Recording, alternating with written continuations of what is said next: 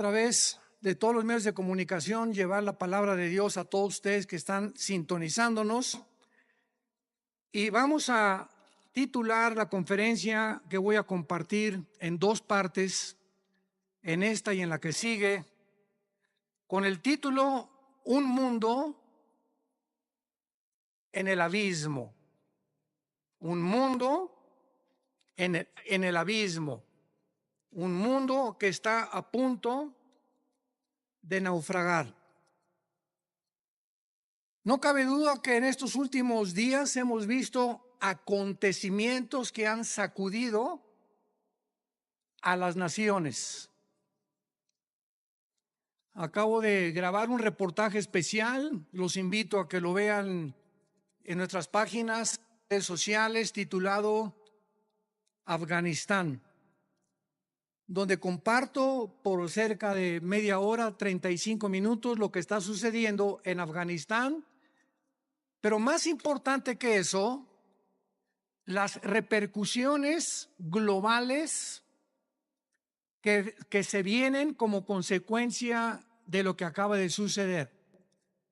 Y ustedes pues ponen los medios masivos de comunicación, CNN, Fox News, NBC, etcétera, etcétera, y todos los periódicos y los medios de comunicación seculares o del mundo nos presentan una perspectiva geopolítica, económica, histórica,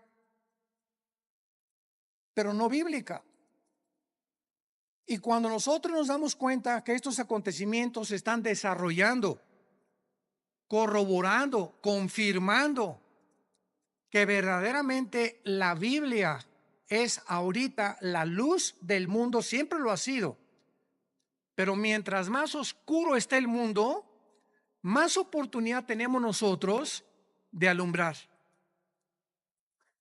Cuando un grupo de terroristas o grupo terrorista llamado los talibanes, la palabra talibán significa estudiante, porque son estudiantes del Islam y de la ley Sharia. Cuando comenzamos a recibir correos, están llegando ahorita, ¿verdad?, los aviones tratando de sacar, y las imágenes que vimos, cómo la gente se caía de las alas de los aviones cuando estaban tratando de sacar gente de Kabul, que es la capital de Afganistán. Nos llegaron más de 60, 70 correos, llamadas de teléfono. Yo no pude esa tarde colgar, le decía a mi esposa, una tras otra, de Brasil, de Argentina, de España, de Inglaterra, de hispanos desde luego, preguntándonos, ¿qué piensa usted acerca de lo que está pasando? Todo el mundo estaba alborotado, pero nadie sabía bíblicamente lo que estaba sucediendo.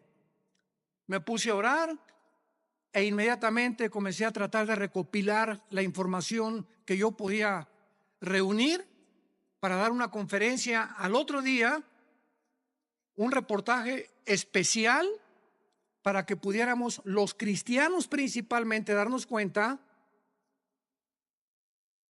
que los Estados Unidos de Norteamérica no aparecen en la Biblia, y lo venimos diciendo desde hace muchos años. Los Estados Unidos de Norteamérica, que tuvieron la supremacía política, militar y económica desde 1945 y que por más de 70 años jugaron el papel de policía, porque durante muchos años Estados Unidos estuvieron disque vigilando que no hubiera dictaduras o ayudar a las naciones que eran ocupadas por dictadores, luchar contra el terrorismo, como se inició desde el ataque a las Torres Gemelas. El presidente George Bush lanzó un ataque contra 3 naciones que fueron Irán, Irak y Afganistán, porque Afganistán había sido el nido o la cueva de un grupo llamado Al-Qaeda, donde posteriormente capturaron ahí en Islamabad al famoso líder Osama Bin Laden. Y esta guerra contra el terrorismo, ¿verdad?, fue llevada durante los últimos 20 años, y finalmente nos damos cuenta que con la nueva administración actualmente del presidente Joe Biden, los errores tan grandes que han cometido ha hecho que ahora con la actuación que Estados Unidos tuvo, le llaman ahora un tigre de papel. Estados Unidos ya no es la nación que era. Ahora China ya sabe que puede invadir Taiwán. Ahora Irán ya sabe que pueden continuar con las centrifugadoras produciendo el uranio 35 para fabricar la bomba atómica. Ahora Irán ya sabe que lo puede hacer. Ahora Corea del Norte ya sabe que no tiene ningún impedimento para someter a Corea del Sur. Y ahora Turquía también ya sabe, a través del presidente Erdogan, que pueden levantarse para la reconstrucción de Afganistán, y el presidente de Turquía se ha autonombrado el líder mundial del Islam. Lo más interesante de todo lo que está sucediendo ahorita en el mundo, que vamos a desarrollarlo brevemente, es que estas cuatro naciones, China nunca ha dejado de tener relaciones cordiales con los talibanes, nunca. Pero lo más interesante de esto, bíblicamente, porque es lo que nos interesa y lo que solamente los cristianos lo sabemos, es que son las cuatro naciones que se mencionan en Ezequiel 38 y 39. En la próxima invasión contra Israel. Y ahora Israel, el patito feo, ha quedado por primera vez desde 1948, que volvieron otra vez a revivir nacionalmente la nación de Israel. Ya no tiene quien los defienda. Han quedado vulnerables. Y también los Estados Unidos de Norteamérica han quedado vulnerables. Porque si Estados Unidos no aparece en las profecías bíblicas y en esta invasión del capítulo 38 de Ezequiel no aparece tampoco, significa o que iba a caer económicamente o que iba a comenzar a corromperse interiormente, como dijo Abraham Lincoln. Estados Unidos no va a caer por fuera por sus enemigos. Si Estados Unidos cae es porque se corrompió internamente. Y esto nos da un panorama maravilloso para saber que los cascos de los jinetes del Apocalipsis ya se escuchan en el cielo. La voz del novio ya la escuchamos, que dice: prepárate, prepárate, prepárate. Y todos ustedes que nos escuchan, que no tienen la seguridad de la salvación a través de la predicación del evangelio de la gracia de Jesucristo, prepárate para encontrarte con Dios. Porque así como los talibanes creían que en 2 meses las tropas norteamericanas iban a salir, y cuando descubren que Estados Unidos viola el pacto con el presidente Ghani y con los talibanes, de que no era verdad lo que el expresidente Trump firmó, les tomó 48 horas, 2 días les tomó apoderarse de toda una nación, sin que nadie chistara ni nadie dijera pío. Y se quedaron ahí en Afganistán más de 2,000 vehículos blindados, helicópteros Black Hawk, que son los más modernos para la guerra, más de 50 aviones, fusiles de largo alcance, de mira telescópica, lanzagranadas, millones de municiones. Y ahora este grupo se convierte en el grupo terrorista mejor armado y más peligroso del mundo entero. El mundo queda automáticamente bajo una gran amenaza.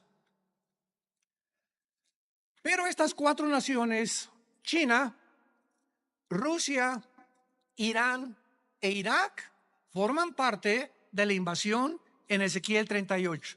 Esto es impresionante, es increíble. Y son las 4 naciones que están apoyando ahorita a los talibanes y que mantienen relaciones con ellos y los van a seguir defendiendo. Y por eso todos los que se consideraban que si no actuaban como China, no puede entrar a Taiwán porque la flota norteamericana, ahora ya no, ahora ya pueden atacar a Taiwán. Irán, pues no podemos darle velocidad a la fabricación de las bombas atómicas porque Estados Unidos se nos puede echar encima. Ahora ya tienen la bandera libre para continuar produciendo armas nucleares. Y así, todas las naciones que tenían algún temor de que Estados Unidos reaccionara y mandara a sus soldados, se perdió completamente. El mundo ha quedado vulnerable. Abran sus Biblias en el capítulo 24 del libro de Isaías. Ojalá que todos hayan traído su Biblia. En los tiempos que vivimos, si tú no tomas en serio a Dios y sigues viniendo a la iglesia sin la Biblia, eres un cristiano de papel. A menos que ahorita en el metro se te cayó y lo olvidaste, que solo Dios lo sabe. Pero ya no podemos seguir siendo cristianos de papel, de pacotilla, de oídos y profesando por afuera sin darle la importancia a Dios que Él nos pide que le demos a este libro sagrado, que es la única luz que tenemos actualmente. El pasaje que voy a leer en Isaías 24 se escribió hace más de 2500 años. Señores ateos que nos escuchan, escépticos y todas las personas que han atacado la Biblia y que se han burlado de ella, ahora van a comenzar a buscar y a volver otra vez a encontrar quién puede darnos respuestas de lo que está pasando geopolíticamente en el mundo. Y en este pasaje, escrito hace más de 2500 años, se describe cómo va a acabar el mundo. Pero aún más que eso, el Espíritu Santo nos delinea claramente las razones por las cuales el mundo ha llegado a la condición en la que se encuentra actualmente. Dice así: he aquí que Jehová vacía la tierra y la desnuda, y trastorna su faz y hace esparcir a sus moradores. Y sucederá, así como al pueblo, también al sacerdote, como al siervo, así a su amo, como a la criada, a su ama, como al que compra, al que vende, como al que presta, al que toma prestado, como al que da al logro, así al que lo recibe. La tierra será enteramente vaciada, completamente saqueada, porque Jehová ha pronunciado esta palabra: se destruyó, cayó la tierra, enfermó. Cayó el mundo, enfermaron los altos pueblos de la tierra, y la tierra se contaminó bajo sus moradores porque, número 1, traspasaron las leyes. Número 2, falsearon el derecho. Y número 3, quebrantaron el pacto sempiterno. Por esta causa, la maldición consumió la tierra y sus moradores fueron asolados. Por esta causa fueron consumidos los habitantes de la tierra y disminuyeron los hombres. Se perdió el vino, enfermó la vid, gimieron todos los que eran alegres de corazón. Cesó el regocijo de los panderos, se acabó el estruendo de los que se alegran, cesó la alegría del arpa. No beberán vino con cantar, la sidra les será amarga a los que la bebieren. Quebrantada está la ciudad por la vanidad, toda casa se ha cerrado para que no entre nadie. Esta escritura ha sido llamada el Apocalipsis de Isaías.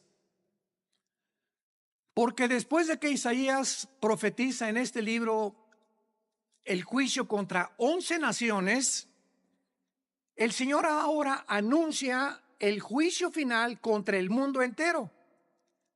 Ya el Señor Jesucristo había anunciado, Mateo 24:21, porque habrá gran tribulación en el mundo como nunca jamás la ha habido antes.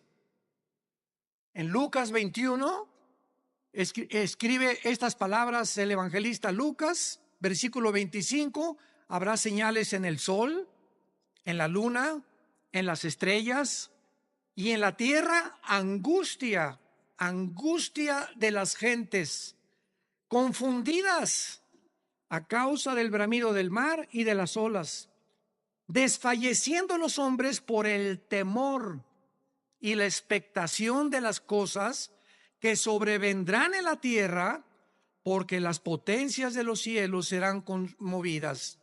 Versículo 34: miren también por ustedes mismos, que vuestros corazones no se carguen de glotonería, embriaguez y de los afanes de la vida, y venga de repente sobre vosotros aquel día, porque como un lazo vendrá sobre todos los que habitan sobre la faz de toda la tierra. Velad pues en todo tiempo, orando que seáis tenidos por dignos de escapar de todas estas cosas que vendrán y de estar en pie delante del Hijo del Hombre. Regresando al pasaje de Isaías, encontramos en los primeros 4 versículos 3 puntos importantes acerca del juicio de Dios. En primer lugar, dice el versículo 1: he aquí que Jehová vacía la tierra y la desnuda, la trastorna y hace esparcir a sus moradores. En primer lugar, encontramos que va a ser Dios y su Hijo Jesucristo, como lo vamos a ver a continuación, los agentes que van a juzgar al mundo. Esto es absolutamente obvio y lógico, ya que Dios es imposible que juzgue a alguien que no merece. Es imposible que Dios mande una maldición sin que los que reciban la maldición se hayan hecho merecedores de lo que recibieron. Porque todo lo que sembramos, todas las decisiones que tú has tomado en tu vida, todas las cosas que has decidido en tu vida, tienen consecuencias, para bien o para mal. Si te casaste equivocadamente, si compraste un vehículo equivocadamente, si hiciste un gasto equivocadamente de dinero, no le eches nunca la culpa a Dios. Somos personas, individuos responsables moralmente de nuestras acciones. Y por esta responsabilidad y esta libertad y libre albedrío que tenemos para hacernos merecedores que lo que sembramos tenemos que recoger, tenemos que formar y normar nuestra vida de aquí en adelante. Dice la Biblia en Hechos capítulo 17, versículo 30 al 31, lo mismo. Veamos cómo los apóstoles anuncian quién va a juzgar al mundo. Pero Dios, Hechos 17, versículo 30, pero Dios, habiendo pasado por alto los tiempos de esta ignorancia, ahora manda a todos los hombres en todo lugar que se arrepientan, por cuanto ha establecido un día en el cual juzgará al mundo con justicia por aquel varón, o sea, Jesucristo, a quien designó, dando a todos fe por haberle levantado de los muertos. Y el apóstol Pablo, en su segunda carta a Timoteo, capítulo 4, versículo 1, le dice a Timoteo: te encarezco delante de Dios y del Señor Jesucristo, que juzgará a los vivos y a los muertos en su manifestación y en su reino. Entonces, lo primero que el Espíritu Santo resalta es que va a ser Dios el Padre y su Hijo Jesucristo los que se van a encargar de juzgarte. Y en ese día, si ahorita tienes excusas de ser como tú eres, en ese día no las tendrás. Y así como estamos viendo con qué rapidez cambió el mundo en 1 año y medio, desde que comenzó esta famosa pandemia, todo ha cambiado. La moral, la conducta, la economía, la política, los medios de salud. En menos de 1 año el mundo ha sido trastornado completamente. En 48 horas un grupo terrorista se enfrenta al ejército más poderoso del mundo y los hace huir. En 48 horas sin disparar una sola bala. Y así está pasando todo en el mundo, nos está agarrando a todos desprevenidos. La semana que entra, ¿qué vamos a escuchar? Mañana, ¿qué vamos a escuchar en las noticias? Y tal vez la próxima noticia para ti es que te quedan 3 días de vida, te queda 1 semana de vida, te queda 1 mes de vida y no lo sabías, ni te lo imaginabas. Dice la Biblia, prepárate para encontrarte con tu Dios. Viene el juicio, viene el día del juicio al mundo. Tenemos que reaccionar y tenemos que arrebatar del fuego a nuestra familia, a nuestros amigos, y ahora más que nunca tener convicciones. Tenemos que ser cristianos de convicciones. Si tú no tienes convicciones de la santidad y de la forma que debes de vivir, el mundo te va a jalar. Porque la presión, como el imán, es más fuerte lo que te jala que lo que te sostiene. Y lo único que nos sostiene es la fe en este libro. Es la obediencia a la palabra de Dios. Prepárense para que sean tomados por dignos de escapar todas estas cosas. Regresamos a Isaías. Y en el versículo 2 encontramos, en segundo lugar, que será un juicio universal. Sucederá al pueblo como al sacerdote, al siervo como al amo, a la criada como al ama, al que compra, al que vende, o sea, todas las clases sociales, porque Dios no tiene consentidos, ni Dios hace acepción de personas. Dios juzga a indígenas, a ricos, a reyes, a políticos, a educados, a no educados. Dios juzgará a todos los seres humanos salvajes, mayas, tlaxcaltecas, egipcios, babilonios, etcétera, etcétera. Dios juzgará a todos los seres humanos que descendemos desde Adán hasta nuestros días. Dice en Apocalipsis capítulo 20, ¿cómo será este juicio? Porque el juicio que estamos hablando no es el juicio a los cristianos. Cuando estamos hablando que Dios juzgará al mundo con justicia, estamos hablando a todos los que le rechazaron. Todo lo que estamos hablando ahorita, y lo vamos a ver a continuación, por qué Dios los va a juzgar, es el juicio que se llama en Apocalipsis capítulo 20, del 11 al 15, el juicio del gran trono blanco. Porque todos nosotros que hemos recibido a Jesucristo, ya hemos sido juzgados en la cruz. Gloria a Dios, aleluya. Ese hombre llamado Jesús de Nazaret, que murió y abrió sus brazos en esa cruz, llevó tu culpa, tu culpa, tu culpa y mi culpa. Y lo que tú y yo merecíamos pagar ahora en el día del juicio con el infierno y el lago de fuego, Él en la cruz lo llevó en su cuerpo de carne.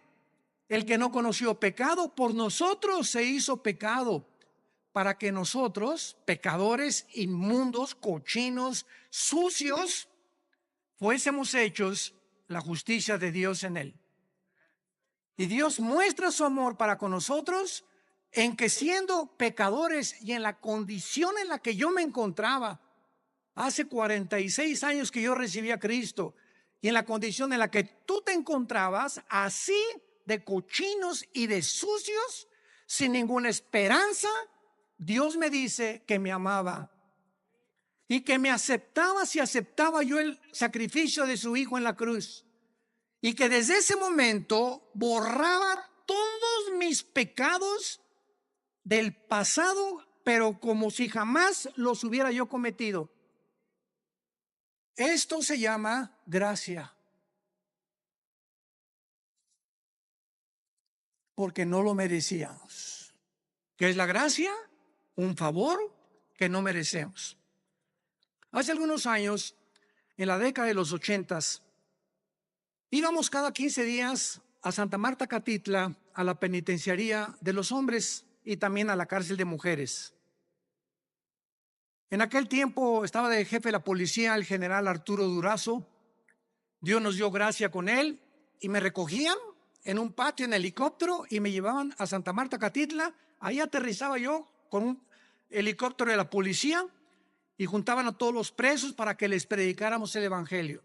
Imagínense nada más la gracia que Dios nos dio. Y una vez se acerca después del mensaje un preso llorando y me dice: oiga, pastor, ¿usted cree que Dios me pueda perdonar?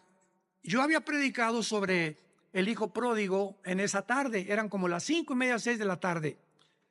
Y le dije, ¿por qué? Me dice, porque he matado a 28 personas. Pero quiero decirle que estoy aquí en la cárcel no por las 27 asesinatos que cometí antes, sino porque me mandaron de un estado a la Ciudad de México a matar otro recadito que me encargaron, porque yo era matón a cuenta.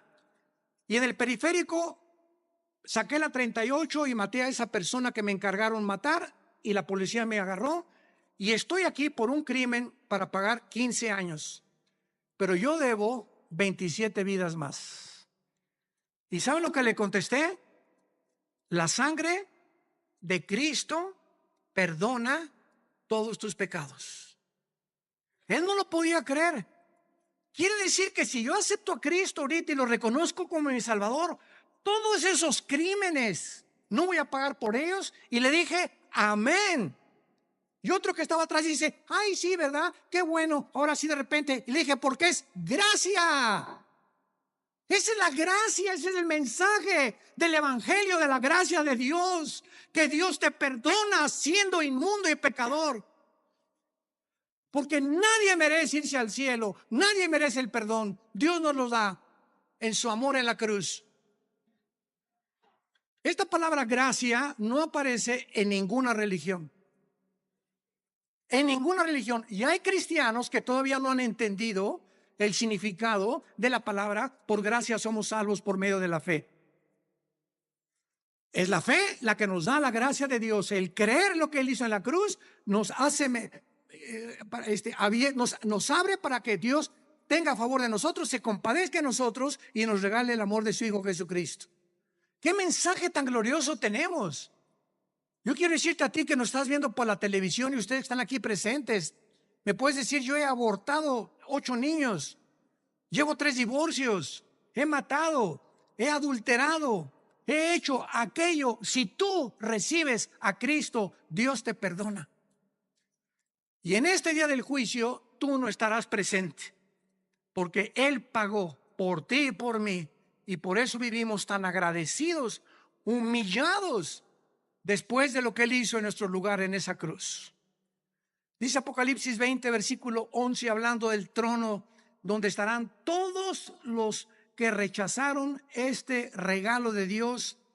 Vi un gran trono blanco y al que estaba sentado en él, de delante del cual huyeron la tierra y el cielo, y ningún lugar se encontró para ellos. Esto nos habla que este juicio será después del milenio, porque los que estén en este juicio van a ver cómo desaparece la tierra y los cielos. Y después de este juicio, Dios hará nuevos cielos y nueva tierra. Entonces, este juicio será hasta después de los 1000 años o del reino mesiánico que Jesucristo le prometió a los profetas. Y dice el versículo 12 que Juan el apóstol que escribe esto, vi a los muertos, grandes y pequeños, de pie, y los libros fueron abiertos. Y otro libro fue abierto, el cual es el libro de la vida. Y fueron juzgados los muertos por las cosas que estaban escritas en los libros según sus obras. Vemos que Juan nos dice que cuando Dios abrió los libros, todos los seres humanos que estaban enfrente del trono de Dios estaban parados. No había nadie de rodillas, todos de pie. ¿Por qué? Porque en ese momento se acabó la misericordia. En ese momento ya no hay gracia. En ese momento ya no hay favor, ya no hay nada más que dictar la sentencia. La gracia, el favor, la misericordia están hoy que tú me escuchas delante de ti a través del mensaje del evangelio de la gracia de Jesucristo. Pero si después de esta vida tú rechazas lo que te está Dios ofreciendo en este momento, se acabó, porque eres responsable. Somos sometidos a la ley de la responsabilidad individual, y cuando tú te mueras, te morirás en tus pecados, porque tú así lo decidiste. Como dijo un predicador hace algún tiempo, Dios no manda a nadie al infierno. Dios no manda a nadie al infierno, ellos se van solitos. Dios dio a su Hijo en la cruz, y si tú te condenas es porque tú escogiste pasar la eternidad lejos de Dios, porque en esta vida rechazaste a Dios y no lo quisiste, menos te gustará seguir con Él después de muerto. Los libros van a ser abiertos, todos tus pensamientos, todas tus palabras y todas tus acciones serán traídas delante de ti como en una película. Y observamos que Dios te va a juzgar por las obras. Qué irónico, ¿verdad? La salvación es por gracia sin las obras, pero el juicio será por las obras, por lo que tú hiciste. Y ahora, por lo que nosotros hicimos, Dios nos perdona, pero el día del juicio no lo vas a soportar. Y en tercer lugar, regresamos a Isaías 24, dice el versículo 3 y 4, que este juicio devastará completamente el mundo. La tierra será vaciada, versículo 3, Isaías 24, completamente saqueada. Jehová ha pronunciado esta palabra. La tierra se destruyó, enfermó, cayó el mundo, blasfemaron los altos pueblos de la tierra, y la tierra se contaminó bajo sus moradores, porque traspasaron las leyes, falsearon el derecho y quebrantaron el pacto sempiterno. Estas características del versículo 4 ya las podemos ver.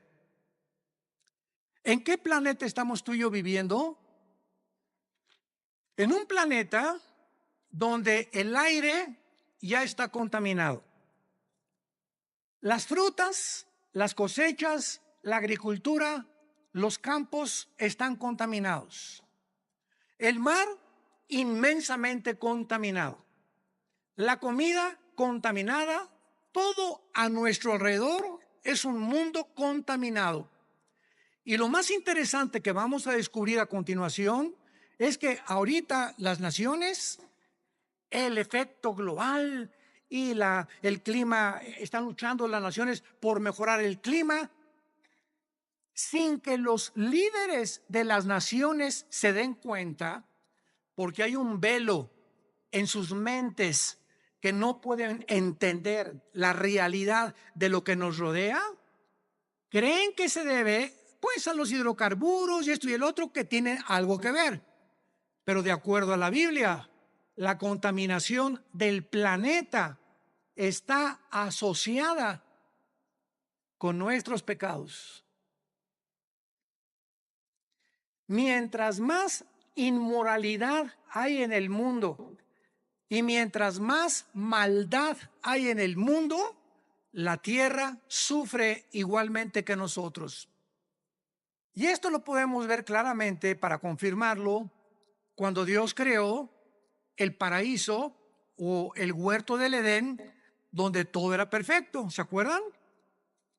Los leones no mordían, las rosas no tenían espinas, los reptiles no tenían veneno, no había tormentas, no había tsunamis, no había terremotos. Adán y Eva vivían en un mundo perfecto. Y cuando Adán y Eva pecan, qué interesante, toda la ecología del mundo cambia inmediatamente. En el momento que la primer pareja peca, se cambia la genética de los animales y se vuelven feroces. Se cambian las condiciones del mundo y comienza a llover. Se cambia la condición de las plantas y comienzan a sacar espinas. Toda la genética y la ecología del mundo cambia cuando el ser humano pecó. ¿Por qué? Porque desde Génesis 2, Dios le dijo a Adán y Eva: pongo debajo de ustedes para que se enseñoreen, para que sean los administradores de toda la creación. Pero si ustedes se apartan de mis leyes, la creación se volverá su enemigo. Y esto la gente que no tiene al Espíritu Santo no lo entiende. Y lo atribuyen a problemas de gases, hidrocarburos, y no hay absolutamente ninguna solución para cambiar ahora un mundo en crisis, un mundo que se encuentra en el abismo. Ahora veamos a continuación las causas del juicio en el versículo 5 que acabamos de leer. ¿Por qué el mundo ha llegado al punto que llegamos? Y hace 2700 años el profeta Isaías lo advirtió. Número 1, la tierra se contaminó bajo sus moradores porque, en primer lugar, falsearon las leyes o falsearon el derecho. Esta palabra es Torah en el hebreo, si te interesa ponerlo, cuando dice falsearon las leyes, falsearon los mandamientos de Dios. Y esto es importante porque la Biblia nos muestra claramente que la contaminación, repito, afecta al ser humano, y la iniquidad y la maldad y la inmoralidad de los habitantes del mundo es tan grande el pecado, que la naturaleza se vuelve contra nosotros. Veamos otros ejemplos de esto en el libro de Job, capítulo 36. Job, capítulo 36, versículo 33. El trueno declara su indignación. ¿Han oído ustedes los truenos y los rayos? ¿No te sacuden? Mi esposa, cuando truena, a mí me encanta que truene, porque sé que no me va a pasar nada. Y mi esposa sale corriendo y está lloviendo. Y digo, pues aquí, mira, más cerquita aquí conmigo, y aquí la papacho. Pero cuando truena, nos ponemos así, ¿verdad? Porque se oye una cosa esplendorosa en el cielo, como una voz gigantesca. ¡Pum! Y dice la Biblia que es una manifestación de la indignación de Dios, los truenos. Como diciéndonos, ahí les va un botón de muestra de mi poder. Y la tempestad proclama su ira contra la iniquidad. ¿Se dan cuenta? Como todo lo podemos respaldar bíblicamente. Ahora capítulo 37 de Job, versículo 12 y 13. Asimismo, por sus designios se revuelven las nubes en derredor para hacer sobre la faz del mundo, en la tierra, lo que Él les mande. Unas veces por azote, otras por causa de la tierra, otras por misericordia las hará venir. Nos damos cuenta que las lluvias es una misericordia de Dios, mas no las inundaciones. Entonces, Dios hace llover muchas veces por misericordia de nosotros. Necesitamos tierra fértil que produzca, ganado que tenga que comer, que los ríos suban su caudal y su volumen y su nivel. Pero otras veces encontramos que estas mismas aguas, Dios las usa como un medio donde nos está diciendo, ustedes van por mal camino. Entonces, qué interesante que la Biblia nos muestre que el planeta se encuentra como se encuentra porque la maldad de los hombres es demasiada. Hemos llegado a un punto de maldad que no nos imaginamos. Dice en Romanos capítulo 1 también que Dios estableció leyes también morales. Dios estableció leyes morales. Cuando creó el mundo, Dios primero hizo las leyes de la gravitación, las leyes del electromagnetismo y las leyes nucleares. Las leyes cósmicas, la Tierra mantiene su movimiento en 24 horas, en 35 días alrededor del Sol.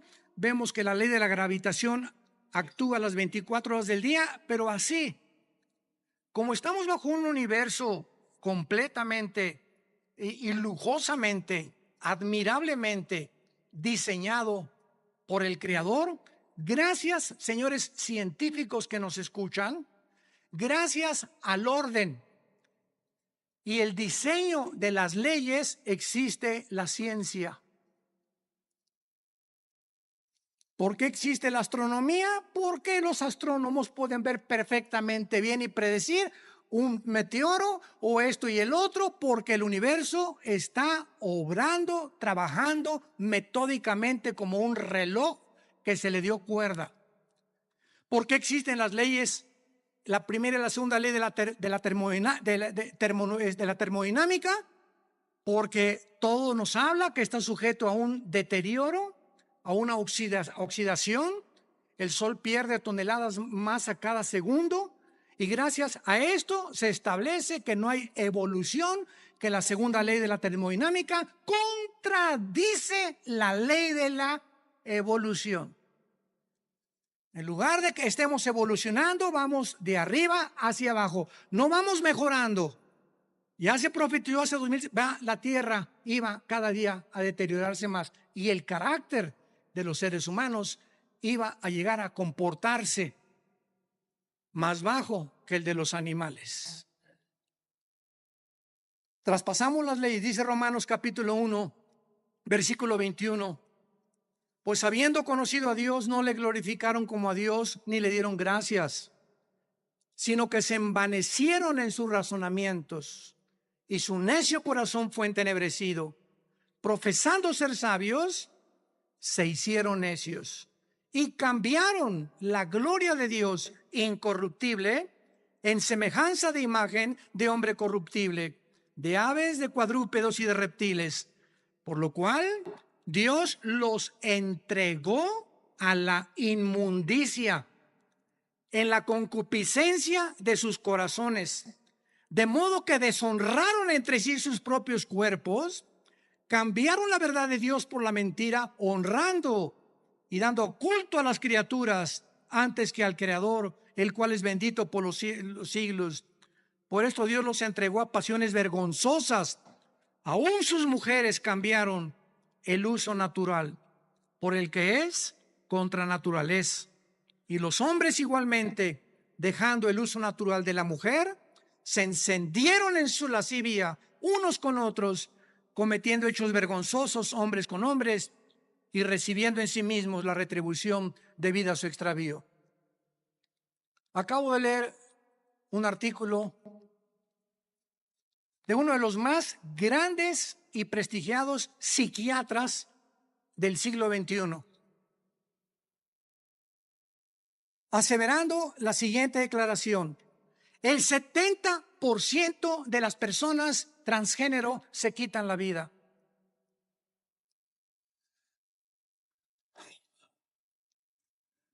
El 70% de las personas que intentaron cambiar la naturaleza con la cual nacimos. Le dijeron a Dios: te equivocaste, yo no soy hombre, soy mujer, no soy mujer, soy hombre. Finalmente, cuando hacen la operación y la cirugía para cambiarse el sexo, en su alma son como Dios los creó. Y comienza una lucha interna: ¿soy o no soy? ¿O qué soy?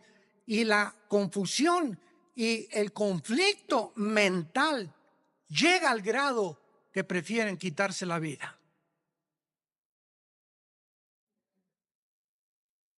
Esto fue escrito hace 2000 años por el apóstol Pablo. Dejando el uso natural, la biología, las leyes de la naturaleza, no hay más que hombre y mujer. No hay 3 sexos, no hay 4, no hay 5. Eres varón o eres hembra. Y cerramos la Biblia de acuerdo a la ciencia. Si tienes 2 cromosomas XX, eres mujer. Y si tienes el cromosoma Y, que las mujeres no tienen, eres macho camacho. Eres hombre de los pies a la cabeza. Y si tú niegas tu genética y niegas la naturaleza, acarreas, dice el apóstol Pablo, hace 2000 años, se viene sobre ti tu propia naturaleza. Y nunca podrás vivir en paz, porque has traspasado las leyes de Dios. En segundo lugar, dice: falsearon el derecho. Los gobernantes, los magistrados de justicia que nos escuchan, los jueces federales y civiles, los senadores, los diputados, los dictadores, han pervertido el derecho para gobernar recta, íntegra y honestamente una nación. El expresidente de Afganistán, Ghani, salió huyendo con más de 120 millones de dólares. Como todo buen político corrupto. Y si vemos una gangrena, un veneno que está ahorita en las naciones, es precisamente ese: la corrupción. No es el pueblo lo que les interesa, son sus intereses personales.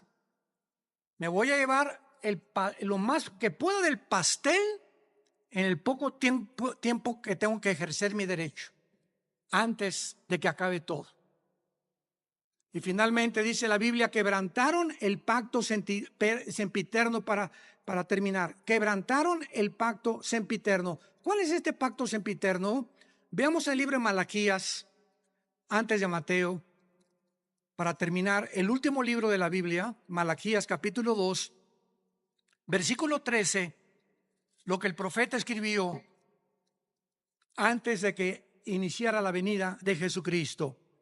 Malaquías 2, versículo 13. Y esta vez haréis cubrir el altar de Jehová con lágrimas, de llanto y de clamor. Ya no miraré más a la ofrenda para aceptarla con gusto de tu mano.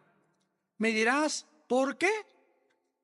Porque ha Jehová atestiguado contra ti y la mujer de tu juventud, contra la cual has sido desleal. Estoy enojado contra ti. ¿Por qué, Señor? Porque no eres fiel a tu esposa. Y vas a llorar y te vas a arrepentir y te vas a jalar los pelos. Y si te mueres en esta condición, te condenas eternamente. Porque has sido desleal. Vamos a ver qué significa la palabra desleal. Siendo ella tu compañera y la mujer de tu pacto. ¿Cuál es el pacto que menciona Isaías que acabamos de mencionar? Sempiterno, el primer pacto que Dios estableció antes de cualquier institución humana, de los colegios y de los gobiernos. Se llama el pacto inquebrantable del matrimonio. A los que les interese, la palabra desleal en el hebreo es la palabra bagad, con B de bueno, A de Armando, G de Gárgara, H, A de Armando, D de David. Bagad. Escuchen lo que significa ser desleal. Actuar encubiertamente, hipócritamente, fraudulentamente o secretamente, encubrir, tapar, engañar y decir cosas que no sentimos. Cuando tú te volteas a tu esposa y dices: te amo, solo Dios sabe que le estás diciendo que verdaderamente le amas. Y cuando tú le dices a tu esposa te amo y atrás de ti tienes tu amante, estás encubriendo, eres un hipócrita, estás falseando completamente y Dios te está escuchando. Y eso Dios lo tiene que castigar. Dios tiene que juzgar la deslealtad, la hipocresía que podamos tener en el matrimonio. Por eso tenemos estos seminarios cada año con 300, 250 parejas, para que en esos 3 días regresemos a la Biblia, nos arrepintamos, hay una renovación de votos el último día junto a la playa, una cena de gala. Y ahí podemos descubrir que, Dios mío, es que yo sentí que ya no la amaba, pero viene el Espíritu Santo y nos da algo sobrenatural que ya habíamos perdido, porque le estamos diciendo a Dios: yo quiero mantener y llegar hasta el fin con mi gordita y con mi gordito, porque de otra manera me estoy engañando. No puedo irme con un amante ni creer que hay una mujer que me satisfaga, que la mujer y la madre que tú me diste para mis hijos. El mundo está enfermo, tenemos que reaccionar, y en esta tarde les pido a todos ustedes que se arrepientan de sus pecados. Si hay alguna área en la que el Espíritu Santo te ha hablado, arrepiéntete hoy, porque por esta puerta no entraste en esta mañana por coincidencia. Dios te ama, Dios te ama, Dios te ama, y Él no quiere que salgas por esta puerta como entraste esta mañana.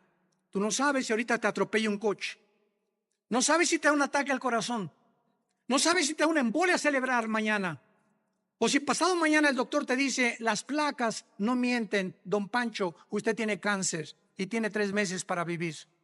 Dios quiere que tú vengas a la cruz a perdonar tus pecados y a que arregles tus cuentas de una vez por todas con su Hijo Jesucristo. Oremos. Te damos gracias, Señor, por tu palabra, porque de tal manera nos amas que nos has dado a tu Hijo Jesucristo, para que cualquiera, sin acepción de personas, que crea en Él, no se pierda, mas tenga la vida eterna. Mas Dios muestra su amor para con nosotros en que, siendo aún pecadores, Cristo murió por nosotros. Mas Él herido fue por nuestras rebeliones, molido por nuestros pecados. El castigo de nuestra paz fue sobre Él, y por sus llagas hemos sido nosotros curados. El que no conoció pecado, por nosotros se hizo pecado, para que nosotros fuésemos hechos la justicia de Dios en Él.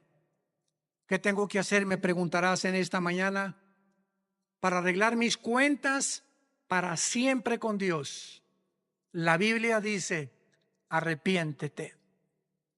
¿Qué significa arrepentirse? Reconocer que has pecado contra Dios y que no puedes seguir viviendo igual. En segundo lugar, que no tienes el poder para cambiar, porque solo Dios te lo puede dar mediante la fe en su Hijo.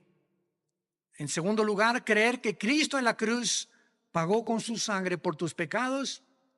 Y en tercer lugar, que a los 3 días resucitó de los muertos para traer una esperanza eterna, inmarcesible, que nos está aguardando en el cielo el día que nosotros resucitemos.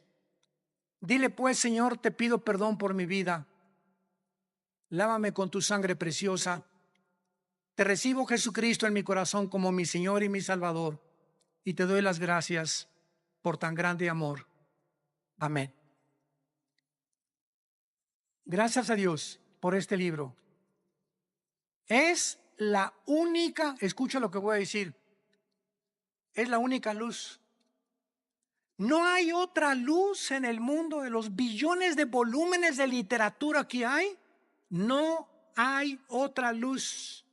No hay otro mapa, no hay otro Waze, no hay otro GPS, no hay otra guía que nos pueda guiar por un camino seguro.